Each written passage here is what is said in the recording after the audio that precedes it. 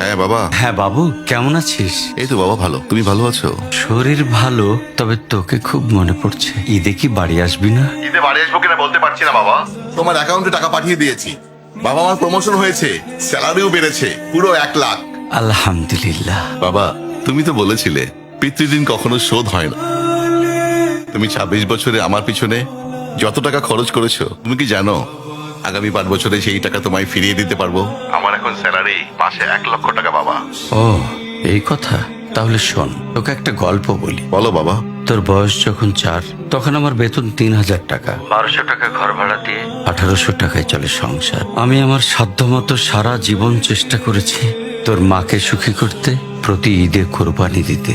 তোকে যেবার প্রথম স্কুলে ভর্তি করালাম, সেবারই প্রথম আমরা আমাদের কোরবানি দিতে পারিনি।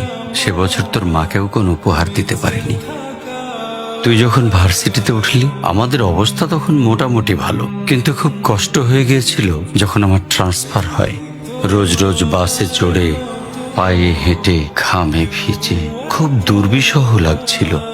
একদিন শোরুম থেকে একটা বাইক দেখে আসলাম। সে রাতে আমি স্বপ্নেও দেখেছিলাম আমি বাইকে চড়ে অফিসে যাচ্ছি। কিন্তু পরের দিন তুই বায়না ধরলি, জার্নি করতে তোর কষ্ট হয়। তোর কষ্টে আমারও কষ্ট হয় বাবা। আমি বাইকটা তোকে কিনে দিয়েছিলাম। তুই এখন লাখ টাকা বেতন পাচ্ছিস, কিন্তু মনে করে দেখ, আমার সামান্য মাইনে দিয়ে ব্র্যান্ড নিউ মোবাইলে হেডফোন কানে লাগিয়ে সারা রাত গান শুনেছিস, পিকনিক করেছিস, ট্যুর করেছিস। তোর প্রতিটা দিন ছিল স্বপ্নের মতন। আর তোর টাকা নিয়ে আমি এখন হার্টের বাইপাস করাই, ডায়াবেটিক মাপাই।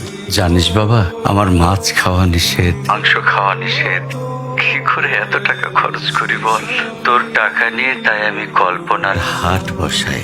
সেই হাটে আমি বাইক চালিয়ে সারা শহর ঘুরে বেড়াই, বন্ধুদের নিয়ে সিনেমা দেখতে যাই, তোর মার হাত ধরে চাঁদনি পশরে সেন্ট মার্টিনের বালুচরে হেঁটে বেড়াই।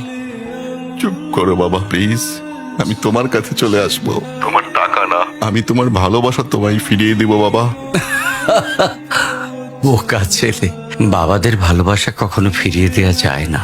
তোকে একটা প্রশ্ন করি বাবা, ধর তুই, আমি আর তোর খোকা তিনজন এক নৌকায় বসে আছি।